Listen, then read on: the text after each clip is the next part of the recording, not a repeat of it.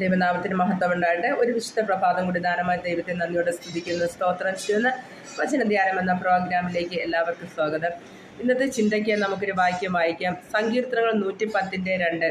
നിന്റെ ബലമുള്ള ചെങ്കോൽ യഹോവ സിയോനിൽ നിന്ന് നീട്ടും, നീ നിന്റെ ശത്രുക്കളുടെ മധ്യയെ വാഴുക.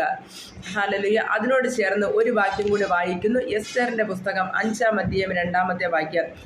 എസ്തേർ രാജ്ഞി പ്രാകാരത്തിൽ നിൽക്കുന്ന രാജാവ് കണ്ടപ്പോൾ അവന് അവളോട് കൃപ തോന്നി. നിന്റെ കയ്യിലിരുന്ന പൊൻചെങ്കോൽ രാജാവ് എസ്തേറിന്റെ നേരെ നീട്ടി. എസ്തർ അടുത്ത് ചെന്ന് ചെങ്കോലിന്റെ അഗ്രം തൊട്ട്. ഹല്ലേലൂയ, സ്തോത്രം. എന്താണ് പറയുന്നത്? നമ്മുടെ ശത്രുക്കൾക്ക് മധ്യേ വാഴുക. നമ്മെ വിളിച്ച് വേർതിരിച്ചൊരു ദൈവമുണ്ട്. ആ ദൈവത്തെ സ്നേഹിക്കുന്ന തൻ്റെ മക്കൾ, ഹല്ലേലൂയ, ഇന്ന് അടിയനെ ശ്രമിക്കുന്ന ഓരോരുത്തർക്കും വേണ്ടി ഹല്ലേലൂയ ദൈവമെന്ന് ഹല്ലേലൂയ നമുക്ക് നേരെ, നമ്മുടെ ആയിരിക്കുന്ന അവസ്ഥകൾക്ക് നേരെ ദൈവം തൻ്റെ പൊൻചെങ്കോൽ നീട്ടും. ഹല്ലേലൂയ.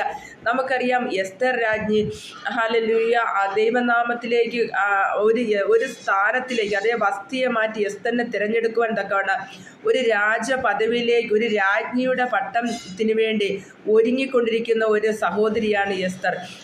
അത് ഒത്തിരി പേര് അവിടെ അതിനായിട്ട് ഒരുങ്ങിക്കൊണ്ടിരിക്കുന്നു. എന്നാൽ എസ്തറിനെ തൻ്റെ രാജ്യത്തെ നശിപ്പിക്കുവാൻ, എസ്തറിൻ്റെ രാജ്യത്തെ നശിപ്പിക്കുവാൻ തക്കവണ്ണം ഹാമാൻ ഒരുങ്ങുമ്പോൾ ആ ഹാമാനെ കുറിച്ച് പറയുവാനും ആ കാര്യങ്ങളെ ബോധിപ്പിക്കുവാനുമായിട്ട് രാജാവിൻ്റെ സന്നിധിയിലേക്ക് എസ്തർ രാജ്യം കടന്നു വരികയാണ്. അവിടെ ചില പ്രതികൂലങ്ങളുണ്ട്. രാജാവ് പറയാതെ ആരെങ്കിലും രാജസന്നിധിയിൽ കടന്നു വരുവാൻ പാടില്ല.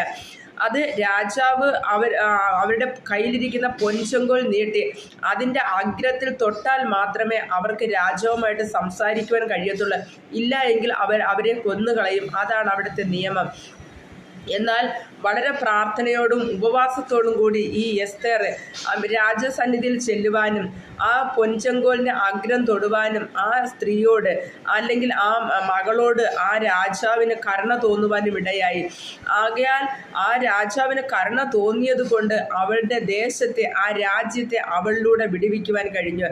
ഇവിടെ സങ്കീർത്തനത്തിൽ നമുക്ക് കാണുവാൻ കഴിയുന്നത്, ദാവീദ് പറയുകയാണ്, നിന്റെ ബലമുള്ള ചെങ്കോൽ യഹോവേ സിയോനിൽ നീട്ടും, നീ എൻ്റെ ശത്രുക്കളുടെ മധ്യേ വാഴുക.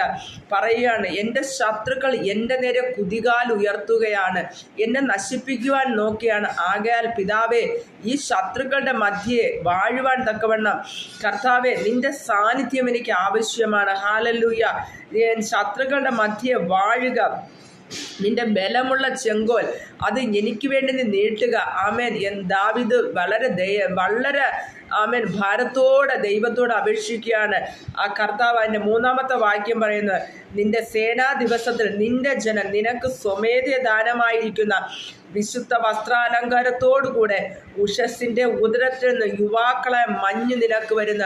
അതായത് നാം ദൈവത്തിൻ്റെ സന്നിധിയിൽ ഓരോ നിമിഷവും നമ്മെ തന്നെ സമർപ്പിച്ച് വിശുദ്ധിയോടും വേർപാടോടും കൂടി നല്ല ഹൃദയത്തോടെ, അതാണ് ഒരു വിശുദ്ധി വേർപാടെന്ന് പറയുന്നത്. നല്ല മനസാക്ഷിയോടുകൂടി നാം ദൈവത്തിൻ്റെ സന്നിധിയിൽ ചെന്ന് നമ്മുടെ ആവശ്യങ്ങളെ ദൈവത്തോട് അറിയിച്ചാൽ തീർച്ചയായും ആ ദൈവം നമ്മെ വിട്ട് ഹല്ലേലൂയ കടന്നു പോകുന്ന ദൈവമല്ല. നമ്മളുടെ വിഷയത്തിന് മറുപടി തരാത്ത ദൈവമല്ല. ഒരു എസ്തറിന് മറുപടി കൊടുത്തെങ്കിൽ ആ എസ്തറിലൂടെ ആ യഹൂദിയ ദേശം ഹല്ലേലൂയ മൊത്തം യഹൂദന്മാരെ രക്ഷിക്കുവാൻ തക്കവണ്ണം ആ സഹോദരിക്ക് കഴിഞ്ഞെങ്കിൽ, ആ പ്രാർത്ഥനയ്ക്ക് കഴിഞ്ഞെങ്കിൽ, തീർച്ചയായിട്ടും ഈ ദാവീദ് പ്രാർത്ഥിച്ചപ്പോൾ ആ ശത്രുക്കൾക്ക് മുമ്പാകെ മേശൊരുക്കിയ ദൈവത്തിൻ്റെ സാന്നിധ്യം ദാവീദിനോട് കൂടെ ഉണ്ടായിരുന്നു. ഒരിക്കൽ ദൈവം പറഞ്ഞു, ദാവീദിൻ്റെ ഹൃദയപ്രകാരമുള്ള മനുഷ്യനെന്ന്. അത്രത്തോളം ദൈവം ദാവീദിനെ സ്നേഹിച്ചിരുന്നു. ദാവീദ് ദൈവത്തെ സ്നേഹിച്ചിരുന്നു. ദൈവം തന്നെയാണ് ദാവീദിനെ കുറിച്ച് സാക്ഷ്യം പറയുന്നത്. നമ്മളും അതിനായി പ്രാർത്ഥിക്കണം. നമ്മുടെ മനുഷ്യർ നമുക്ക് വേണ്ടി പറയുന്ന സാക്ഷ്യമല്ല, ദൈവം നമ്മെക്കുറിച്ചൊരു സാക്ഷ്യം പറയുവാൻ നമ്മെ തന്നെ ഏൽപ്പിച്ചു കൊടുക്കണം. നാം ദൈവത്തോട് പറ്റിയിരിക്കണം. ഹല്ലേലൂയ. ആകയാൽ ഈ നല്ല പകൽക്കാലം നമ്മുടെ ശത്രുക്കൾ മുമ്പാകെ മേശൊരുക്കുന്ന ദൈവത്തിൻ്റെ സാന്നിധ്യത്തിനായി നമുക്ക് പ്രാർത്ഥിക്കാം. ഒരു നിമിഷം കണ്ണുകൾ അടയ്ക്കാം. പരിശുദ്ധനായ നല്ല ദൈവമേ, സ്വർഗീയ പിതാവേ, ഈ വചനം കേട്ട മക്കളെ അപ്പൻ്റെ പാദപീഠത്തിൽ ഏൽപ്പിക്കുന്നു. അവർ ഈ പകൽക്കാലം ഏത് വിഷയത്തിൻ്റെ മേലാണോ ഭാരപ്പെട്ടുകൊണ്ടിരിക്കുന്നത്, ആ വിഷയത്തിൻ്റെ മേൽ കർത്താവെ അങ്ങയുടെ പൊൻചെങ്കോൽ നീട്ടുമാറാകണമേ എന്ന് പ്രാർത്ഥിക്കുന്നു. കർത്താവെ, ഈ രാവിലെ കാലം അങ്ങയുടെ സ്ഥലം അടുത്തു വരുന്ന ഒരു മക്കളെ സ്വർഗം വൃഥാവായി വിടരുതേ എന്ന് പ്രാർത്ഥിക്കുന്നു. തിരുകരത്തിലേക്ക് ഏൽപ്പിക്കുന്ന കർത്താവെ, വളരെ വലിയ ദൈവിക മഹത്വം അവരുടെ മേൽ ഇറങ്ങുവാൻ ഞാൻ ദൈവത്തോട് പ്രാർത്ഥിക്കുന്നു. രോഗികളായിരിക്കുന്നവരെ കാണുന്ന നിങ്ങൾ കർത്താവെ, അവരെ യേശുവിൻ്റെ അടിപ്പട സൗഖ്യമാക്കണമേ എന്ന് പ്രാർത്ഥിക്കുന്നു. വലിയ ദൈവിക സൗഖ്യം അവരുടെ മേൽ വ്യാപരിക്കട്ടെ. ഹല്ലേലൂയ. കർത്താവെ, കുഞ്ഞുങ്ങളുടെ വിഷയത്തിൻ്റെ മേൽ, അവരുടെ എഡ്യൂക്കേഷൻ്റെ വിഷയത്തിൻ്റെ മേൽ, ഹയർ സ്റ്റഡിക്ക് കടന്നു പോകേണ്ട വിഷയത്തിൻ്റെ മേൽ, ആമേൻ, ഫാമിലി ഇഷ്യൂസുകൾ അതെല്ലാം മാറിപ്പോട്ടെ. ആമേൻ, കുടുംബപരമായി ബലപ്പെടുത്തി എല്ലാവരെയും അനുഗ്രഹിച്ച് പ്രാർത്ഥിക്കുന്നു. പ്രാർത്ഥന കേട്ടിരിക്കാൻ സ്തോത്രം, യേശുവിൻ നാമത്തിൽ തന്നെ. ആമേൻ, ആമേൻ, ആമേൻ. God bless you all. Amen.